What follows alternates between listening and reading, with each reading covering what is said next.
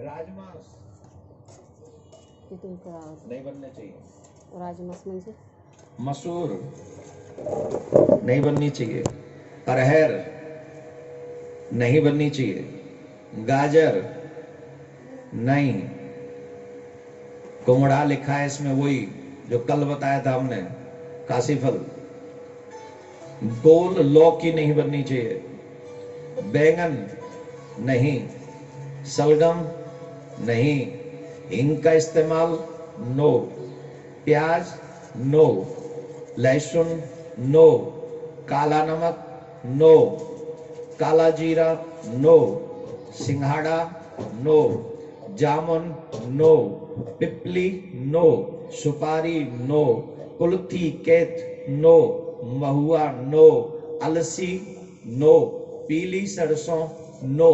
इन सब चीजों का प्रयोग आप ने जो बचे हुए 12-13 दिन हैं इनमें न करें। अब आप कहेंगे फिर क्या करें, इनके अलावा जो कर लो। एक और बात बता रहा हूं, शास्त्र सम्मत ही प्रयोग कीजिए आप। एक और पाप हो रहा होगा आपके घरों में, गारंटेड हो रहा होगा, जिससे पितृ प्रसन्न नहीं हो रहे होंगे। या तो आप ब्राह्मण देवता को स्टील के पात्रों में जमा रहे होंगे, अथवा वो जो आते हैं आजकल चाइनीज कप प्लेट वाले, शहरों में तो यही चलता है, उसमें जमा रहे होंगे। हाँ या ना, हाँ या ना, स्वीकार्य नहीं है,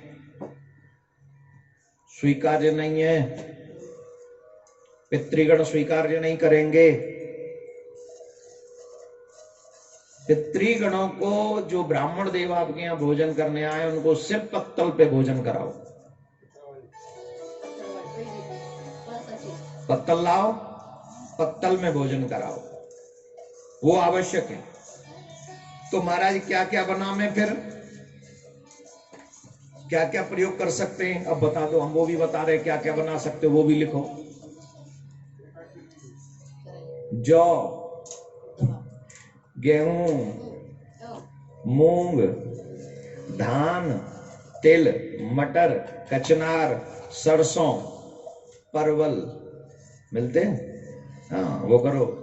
कांगनी, सवा चावल, आम, आवड़ा, बेल, अनार, बिजनौर, पुराना, आंवला, नारियल, फालसा, नारंगी, खजूर, अंगूर, नीलकेत, चिरौंजी, बेर, जंगली बेर, इंद्रजो और बथुआ, बथुआ, इनमें से कोई भी वस्तु यत्न पूर्वक इन दिनों में अवश्य खरीदनी चाहिए।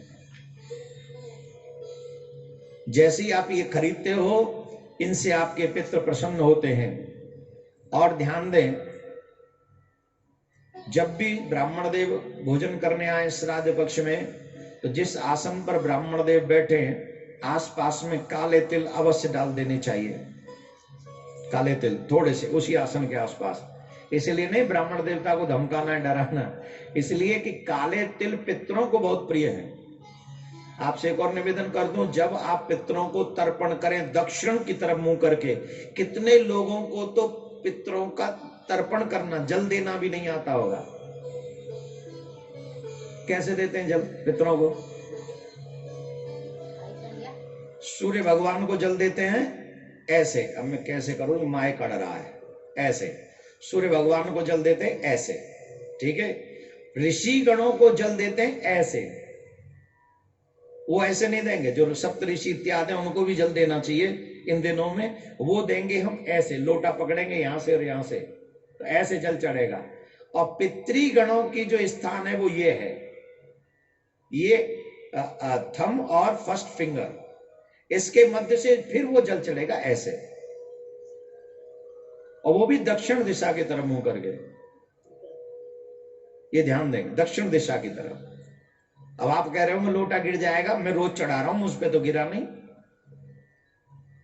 लोटा नहीं गिरेगा, पकड़ के रखोगे संभल जाएगा। तो इसलिए, और उस जल में काले तिल डालकर, कुश डालकर अगर आप जल चढ़ाएंगे, कुश भी बहुत प्रिय है।